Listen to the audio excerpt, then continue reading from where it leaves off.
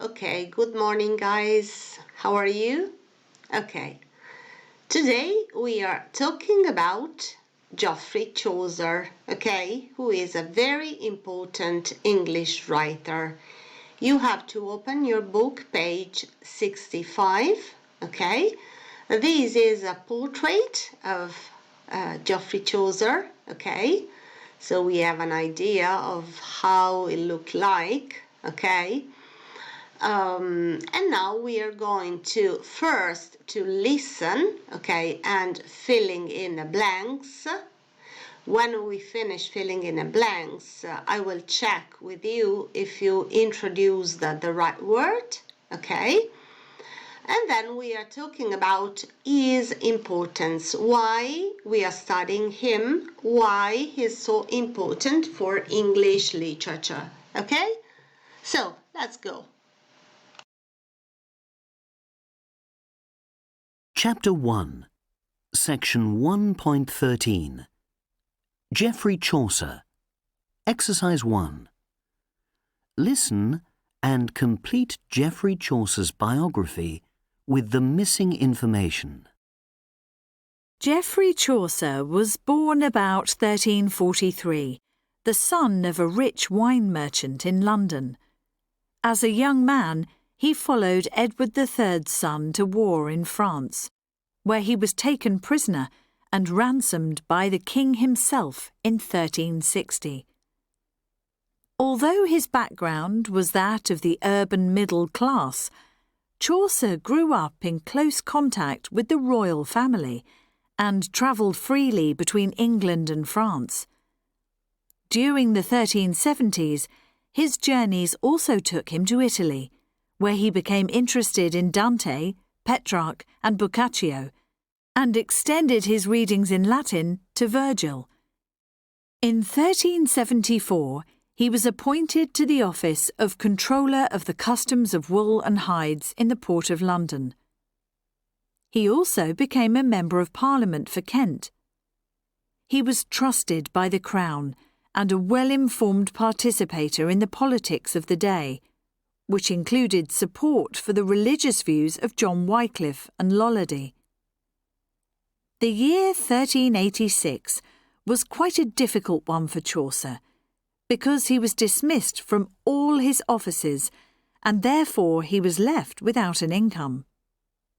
In this period, he began to work on his masterpiece, the Canterbury Tales.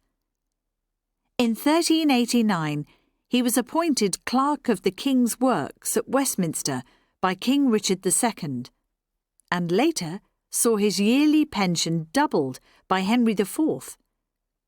In the same year, Chaucer rented a house at Westminster, where he lived till he died in 1400. He was the first poet to be buried in what is known as Poets' Corner in Westminster Abbey. Okay, so you see here the result, the blanks, 1343. Okay, so he was born in 1343, you have to remember. His father was a merchant in London, a wine merchant, a rich wine merchant, so he belonged to the middle class. And he went to war in France, okay? He was ransomed, venne riscattato dal re stesso, okay?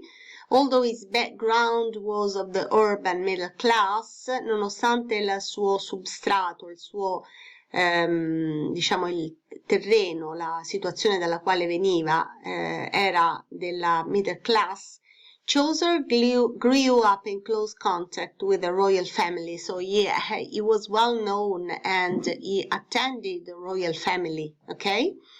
And he also traveled quite a lot for the time.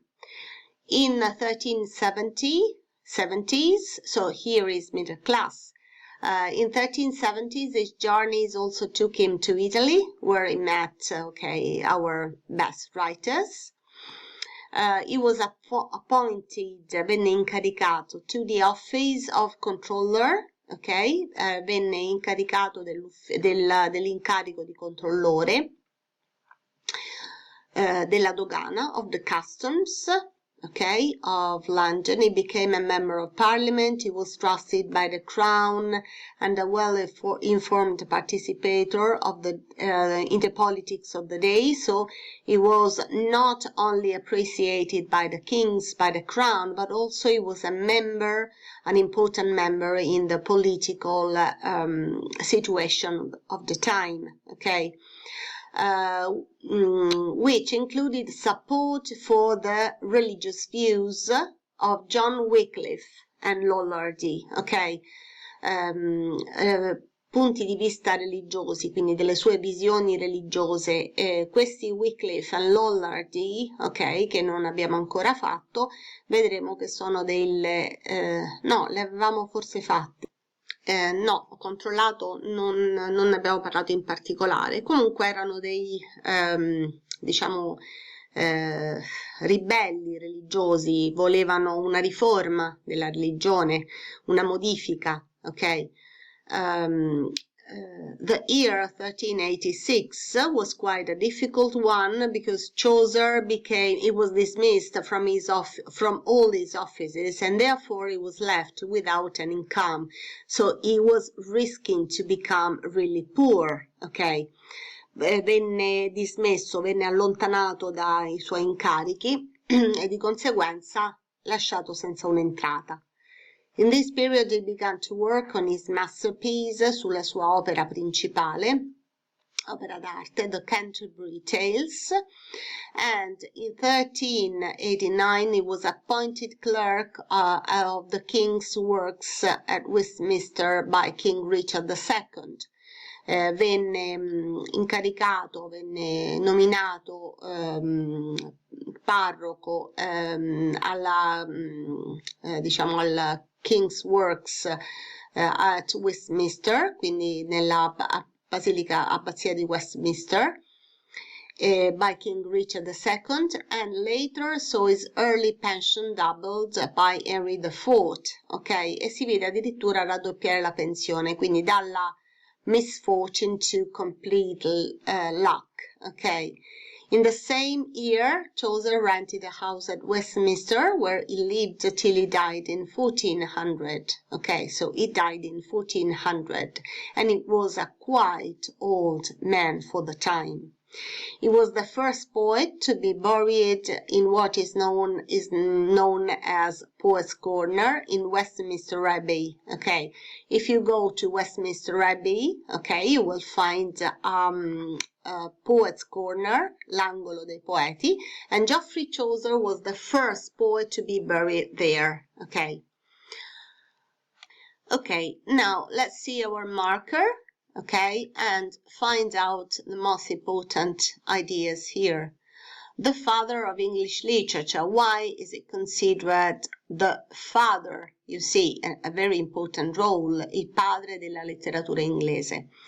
Chaucer is regarded as the father of English literature and as the first major secular poet. Firstly, he is one of the first English poets to be known by name, okay? So he's one of the first English poets to be known by name, okay? If you remember, all the other works till here were written by unknown writers. So we don't know exactly who the author of one, for example, from one epic poem or, I don't know, a pagan elegy or ballad, who was the author. This is the first time we know the author, okay? Secondly, so firstly, you see, okay? Then we have secondly, is language, the dialect of his native London. Okay, so he was the first to use the real language used by people in London, okay, which gradually became standard English, okay, thus becoming the basis of modern English, okay. So he started to use the native language used by Londoners, okay, and gradually This language became the basis of modern English. The basis means la base, okay, so it is not actually modern English, but the basis on which modern English was created. Thirdly, in his masterpiece, The Canterbury Tales, he was able to give a portrait of the English society of the time. So, thanks to Chaucer, we have a clear and truthful idea of what the English society of the time was like. Okay, so which are the reasons why he is considered the father of English literature? First, because he was the first to be known with a name, okay? Secondly, because he started using native English, native London English, okay? And thirdly, because he gave a very important portrait of the English society of his time, okay? So he depicted what society was like in this period, okay? Chaucer's work are usually divided into three periods, okay? Three periods in the work of Chaucer, okay? The French period, the Italian period, and the English period, okay?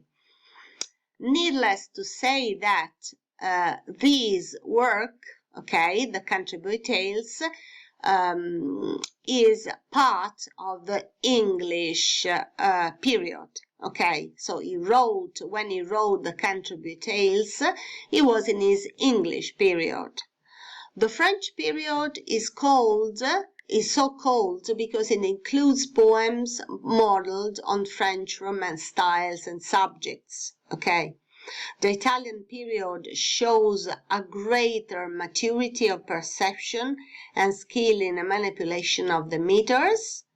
To this period belong the Parliament of Fools, A Bird and Beast Fable, The House of Fame, The Legend of Good Women, okay? So this is the Italian period, which is better.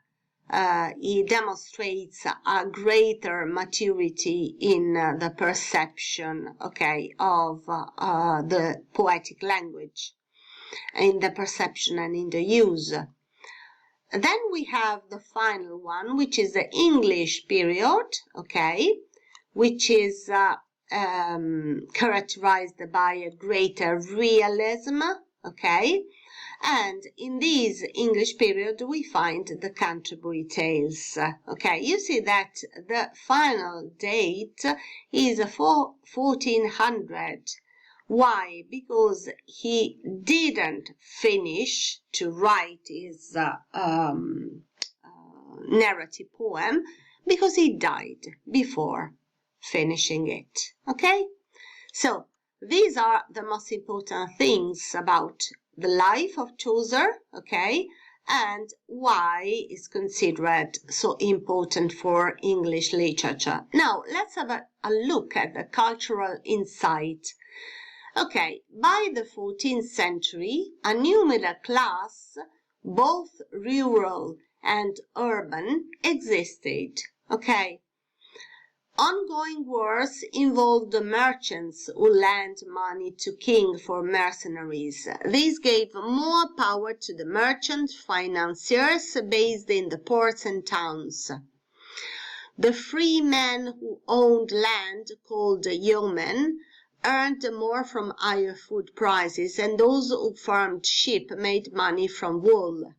The wool trade gave many people work. Okay, this is an important element. Okay, first of all, by the 14th century, the new middle class, both rural and urban, existed. Okay, the wool trade gave many people to work. Okay, and cloth making was the country's chief industry, but the artisans and tradesmen in the town were also butchers, bakers, smiths, shoemakers, tailors, and carpenters. Okay, so butchers, macellai, panettieri, fabbri, calzolai, sarti e carpentieri. They organized themselves in groups called guilds, okay, from the Old English Geld, meaning payment. The guilds were supported by the payment of their members. They controlled the quality. Okay, the guilds were supported by the payment of their members.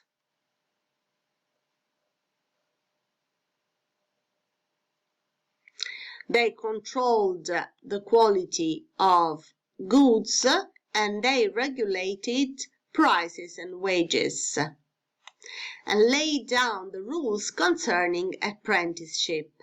They organized a fair where the members sold their produce and on particular feast days prepared a series of biblical plays to be performed in various places in the town. Okay, so they not only we can say supported also materially because they gave the money, okay, but they also organized the fairs, okay, and on particular feast days prepared also a series of biblical plays, okay, to be performed in various places of the town. Okay, so you see that they started also to organize something very similar to the theater. Okay,